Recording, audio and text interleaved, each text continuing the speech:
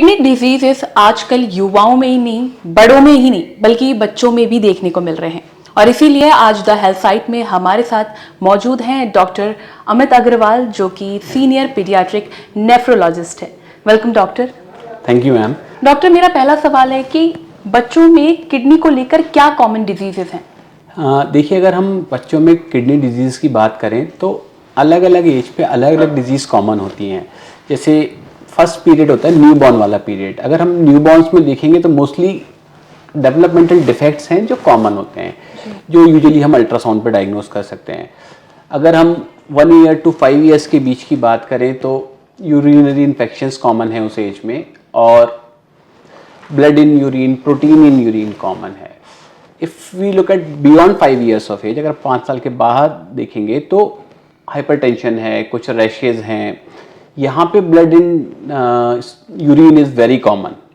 और दूसरी चीज़ है कि यहाँ पे स्टोन्स भी थोड़ा कॉमन हो गए हैं आजकल, जो पहले नहीं हुआ करते थे। सो अलग अलग एज पे अलग अलग डिजीज़ेस होती हैं। तो अगर हम एक कॉमन डिजीज़ ढूंढना चाहेंगे थोड़ा मुश्किल होगा, लेकिन अगर हम अलग अलग डिजीज़ अलग अलग एज ग्रुप में देखते हैं तो इट्स प्रीटी कॉमन के developmental defects, protein and blood in urine, then hypertension and stones. तो पेरेंट्स को कैसे पता चलेगा कि उनके बच्चे जो हैं किडनी डिजीज से सफर कर रहे हैं? सपोज कोई न्यूबॉर्न हुआ है जिसके लेवल 2 या लेवल 3 के अल्ट्रासाउंड में कुछ किडनी में स्वेलिंग बताइए, तो उसको इग्नोर नहीं करना चाहिए जी। हमारे पास बहुत सारा रिजर्व लेके आते हैं हम लोग किडनी का। एवरीबडी नोज कि हम एक किडनी डोनेट भी कर सकते हैं। तो जब तक हमारी 50% ऑफ द किडनी फंक्शन नहीं जाएगा, बच्चा एब्सोल्युटली नॉर्मल दिखाई देता रहेगा। जी। तो हमें सिम्टम्स पे नहीं जाना है। अगर हमें अल्ट्रासाउंड में कुछ डिफेक्ट मिला है तो उसको फॉलो करना है। नंबर 1 ये न्यू बॉर्न के लिए हो गया। उसके बाद बच्चों में अगर फोमी यूरिन आ रहा है कि बच्चा यूरिन कर रहा है और टॉयलेट में वो काफ़ी फोम बना रहा है, दैट सजेस्ट कि काफ़ी प्रोटीन आ रहा है। या अर्ली मॉर्निंग आइज पे स्वेलिंग आ रही है, दैट मीन्स के बच्चे को यूरिन में प्रोटीन लीक हो रहा है। उसके beyond pain abdomen most common है। उसके अलावा hypertension is absolutely a silent killer. 5 years के बियॉन्ड रिकमेंडेशंस की बात करें तो 3 ईयर्स के बियॉन्ड सबका बीपी चेक होना चाहिए, बट 3 to 5 ईयर्स वाले बच्चे यूजुअली कोऑपरेट नहीं करते हैं बीपी चेक कराने में, तो it's very difficult in a clinic setting to check a BP. But 5 years के बियॉन्ड तो सबका बीपी चेक होना चाहिए। So that is how you can pick up the kidney disease early. Are the kidney diseases hereditary? Most of them are not. Most of them are not. There are very few kidney diseases which are hereditary. हमारा जो genetic makeup है, we got to know about it around 1999 human genome जब map हुआ था। तो हमारा last 25 years में जो अंडरस्टैंडिंग है, किडनी डिजीजेज हेरिडिटरी हैं, but very few. So it's mostly an isolated defect, whether it's 1 to 5 years of age वाला है या बियॉन्ड 5 ईयर्स जो इम्यूनिटी से रिलेटेड हैं, या न्यूबॉर्न के जो किडनी स्वेलिंग वगैरह हैं, वो सारे आइसोलेटेड डिफेक्ट्स होते हैं। अनलेस उसके साथ आपको कार्डियक डिफेक्ट भी है, डेवलपमेंटल डिले है, वो सारी चीज़ें हैं, तब ये हेरिडिटरी होती है। Isolated kidney disease unlikely to be hereditary, बहुत लिमिटेड हैं जिसमें हम लोग उसके क्लियर इंडिकेशंस होते हैं। अगर फैमिली हिस्ट्री नहीं है तो मोस्ट लाइकली हेरिडिटरी नहीं होगी। बड़ों में तो हम किडनी स्टोन के बहुत केसेस देखते हैं, बच्चों में भी ये कॉमन है? आजकल कॉमन होने लगा है, reason being the food and the lifestyle भी, because kidney stones majority the lifestyle disorder. अगर हम बच्चों में देखेंगे तो ऑलमोस्ट 75% के अंदर हमें कॉज मिल जाता है, जिसमें 25% जिसमें कॉज नहीं मिलता, वहाँ पे हम लोग लाइफस्टाइल डिसऑर्डर बोलते हैं। But currently this paradigm is shifting. Currently, we are not finding cause in almost like 40-50%.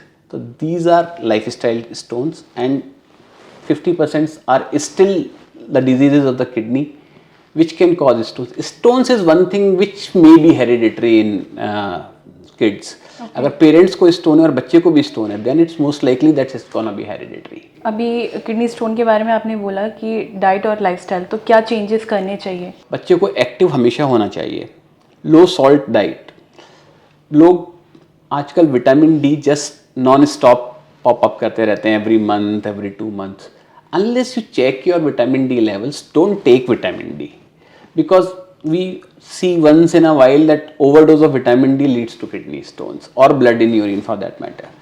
सो ये चीज़ें ध्यान रखना चाहिए। एक्टिव बच्चा हमेशा किडनी स्टोन्स नहीं बनाएगा, बहुत रेयर है। अगर बन रहे हैं, बच्चा अदरवाइज हेल्दी है, कोई हाइपरटेंशन नहीं है, इट मीन्स के there is some underlying pathology. अगर ओबीज है बच्चा, most likely to form a stone which may not find a cause. If we are talking about what are the outcomes? अगर kidney disease के outcome देखें तो बच्चों में यूजुअली अच्छे होते हैं. There are very few diseases if we say beyond 5 years of age जो इरिवर्सिबल किडनी डैमेज करती हैं.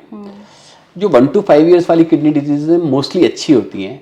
देखिए ओवरऑल आप कभी ये नहीं कह सकते कि हमेशा ही अच्छी होगी, but if you take it as a percentage wise तो around 80-90% do well on kidney disease. Most of the disease go away as the child grows, whether it's a recurrent urinary tract infections or a nephrotic syndrome जो हम बात करते हैं. जो pregnancy में swelling detect होती है उसकी अगर हम बात करें तो वो भी सॉर्ट आउट हो जाती है बाई 5 years ऑफ एज.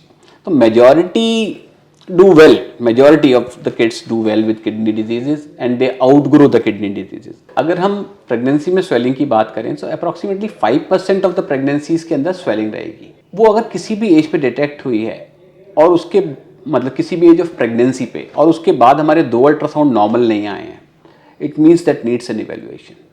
सो बहुत सारे पेरेंट्स के बच्चे ने यूरिन पास कर लिया, बच्चा ठीक है, does not go by that, because एक भी अगर किडनी हमारी गड़बड़ करती है तो इन लॉन्ग टर्म प्रॉब्लम हो सकती है.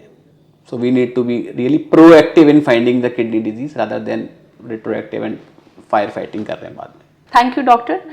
कमेंट करके प्लीज़ हमें बताइएगा कि आज का हमारा ये सेशन आपको कैसा लगा और हेल्थ से जुड़ी इस तरह की और भी वीडियोस और इंटरव्यूज़ के लिए बने रहिए thehealthsite.com के साथ.